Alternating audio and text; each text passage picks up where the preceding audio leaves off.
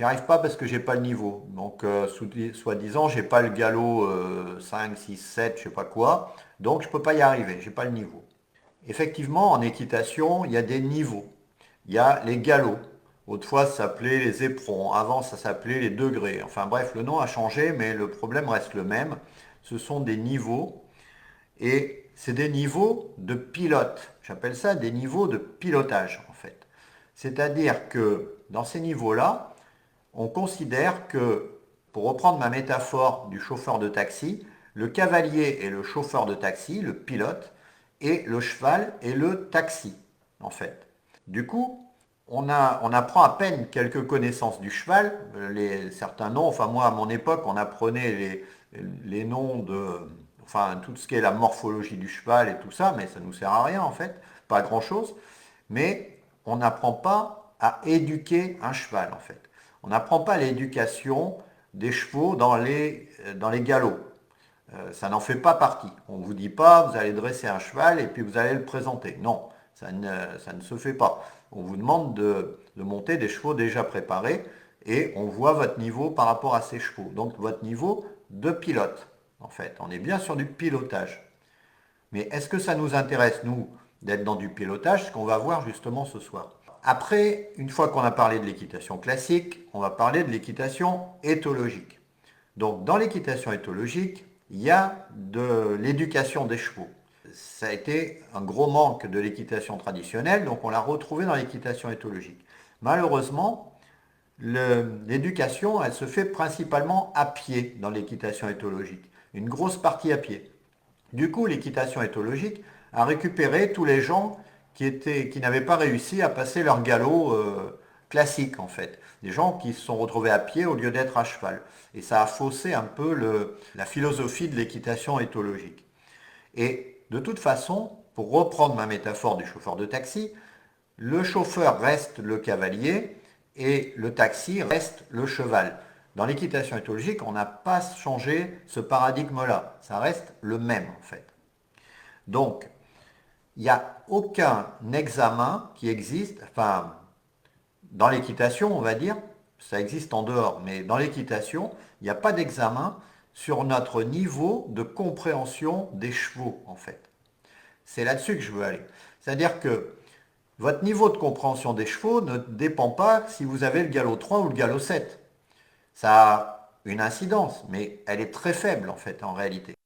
Vous pouvez très bien comprendre les chevaux avec un galop 0 et pas les comprendre du tout avec un galop 7. Ça n'a pas grand-chose à voir en fait, ce que je veux expliquer. Et d'ailleurs, dans la méthode SPM, à partir du moment où les gens ils sont capables de galoper, de tenir au galop aux 3 allures à peu près proprement, sans casser le dos de leur cheval ou la bouche, on peut dire qu'ils ont le niveau. Après, c'est la compréhension des chevaux qui va faire la différence. C'est pas le niveau de pilotage. Le but, c'est pas d'aller aux Jeux Olympiques, faire un concours hippique ou du dressage ou je sais pas quoi. Le but, c'est de comprendre les chevaux pour pouvoir créer une complicité, créer une relation et s'amuser avec eux, se faire plaisir avec nos chevaux. Bon, alors comment on peut faire pour comprendre les chevaux? Parce que la compréhension, c'est quelque chose de très compliqué et je suis encore dedans, on va dire, on est toujours dedans en fait. Et pour moi, il y a 3 conditions pour bien comprendre les chevaux.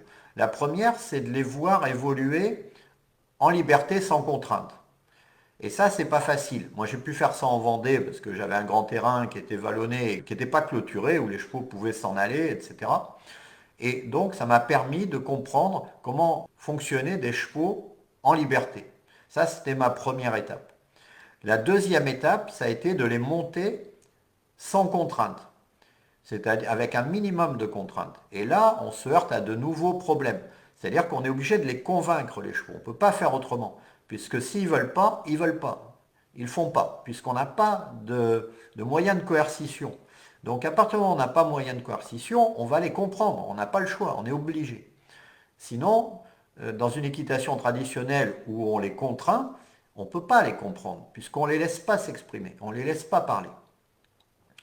Alors, et puis la troisième chose, le troisième élément, c'est d'avoir des chevaux compliqués. Moi, ce qui m'a fait vraiment faire un saut quantique, si on peut dire ça, c'est Maya. Parce que Maya étant extrêmement compliquée, elle m'a fait remettre toutes mes connaissances en question, tous mes acquis en question. Et si j'avais pas eu Maya, j'en saurais moitié moins sur la compréhension des chevaux. Donc c'est une chance inouïe. Quand je vois qu'il y a des gens qui vendent les chevaux compliqués, gardez les chevaux compliqués. C'est ceux qui vont vous faire le plus progresser, qui vont vous faire avancer. Simplement, il faut vous en occuper de la bonne manière. Il ne faut pas vous en occuper de façon traditionnelle en pilote. Parce que là, vous allez au casse-pipe. Premier virage, vous êtes dans le fossé. Donc, ça ne va pas le faire. Il ne faut pas les gérer comme ça, en fait. Donc, dans la méthode SPM, le cheval n'est pas le taxi, mais le cheval est le chauffeur de taxi. Moi, ça me paraît logique, en fait. Quand vous montez sur un cheval, vous êtes le passager et le cheval est le chauffeur. Il ne faut pas inverser les rôles, en fait. Ce n'est pas vous qui portez le cheval, c'est le cheval qui vous porte. Donc, c'est le cheval qui doit faire le boulot. Mais pour ça, le cheval, lui, il doit avoir un diplôme. On n'imagine pas un chauffeur de taxi qui n'a pas le permis de conduire. Lui, il doit avoir un diplôme de pilote, le cheval. Et c'est pas nous qui devons avoir le diplôme de pilote, puisque c'est pas nous qui pilotons, c'est le cheval qui pilote. C'est lui qui nous porte. Nous, on est un passager.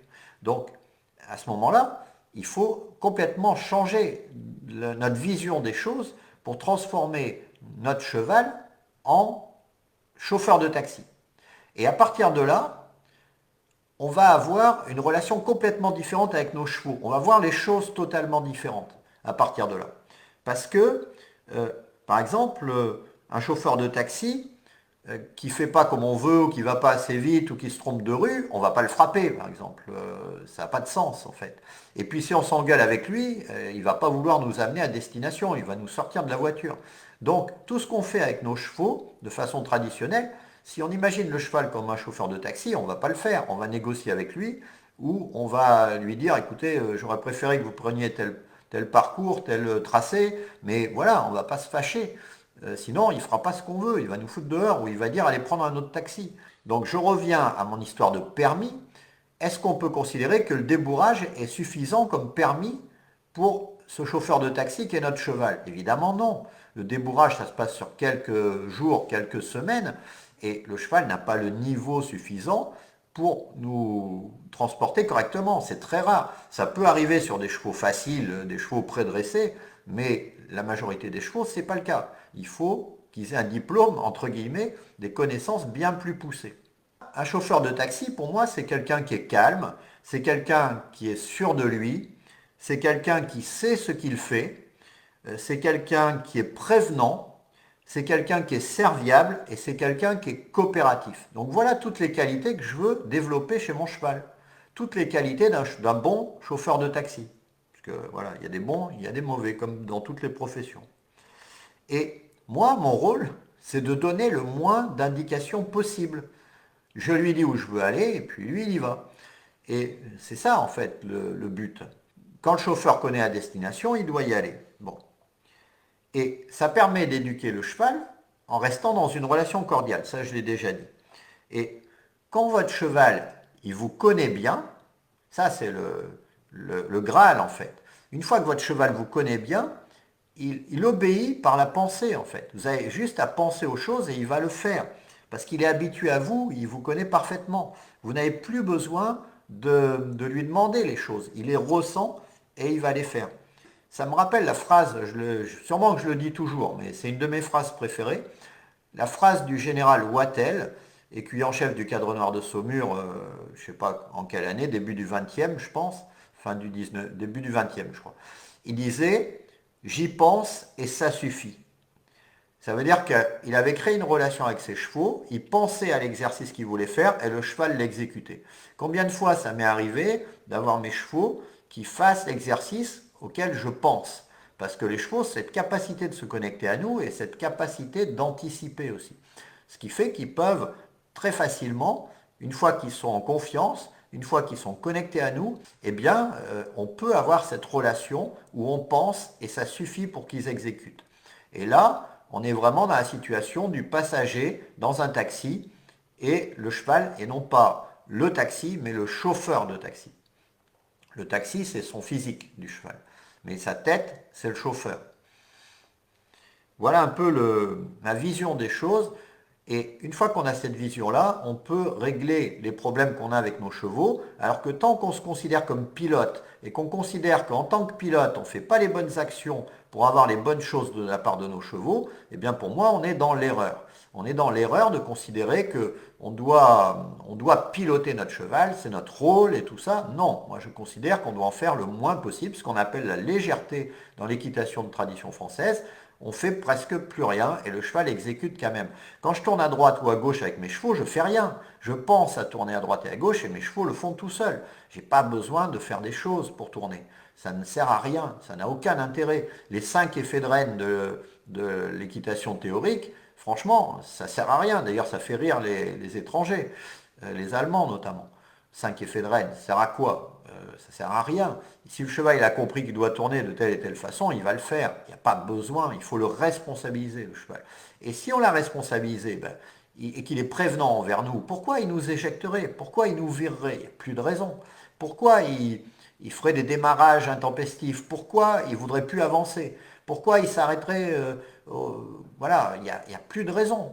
Et le cheval fait son boulot, il se responsabilise. Alors, je ne dis pas que ça s'obtient en une journée, évidemment, c'est peut-être un peu long, mais c'est quand même beaucoup plus, pour moi, satisfaisant intellectuellement que de vouloir être un pilote qui contrôle tout aux commandes de son avion. À ce moment-là, vaut mieux faire je sais pas, du kart ou du karting ou de la course automobile ou de la course de moto, ce que vous voulez. Mais il faut arrêter l'équitation, puisque l'équitation, c'est créer une relation avec son cheval. C'est pas piloter un cheval. Pour moi, c'est pas ça. Évidemment, quand on fait de la compétition, il faut être un bon pilote, mais c'est un autre sujet. Cette vidéo est en fait un extrait d'un live que j'ai fait sur le groupe des cavaliers hypnotiques. Donc, si tu regardes cette vidéo, tu n'as pas l'intégralité des informations. L'intégralité des informations, c'est sur le groupe des cavaliers hypnotiques que tu peux rejoindre en cliquant sur le lien qui se trouve dans la description, au-dessus ou au-dessous de cette vidéo. Voilà, je te retrouve tout de suite dans ce groupe et surtout réponds bien aux questions d'entrée parce que sinon je ne validerai pas ton entrée dans le groupe. Voilà, je te retrouve tout de suite dans le groupe des cavaliers hypnotiques. C'est gratuit, profites-en.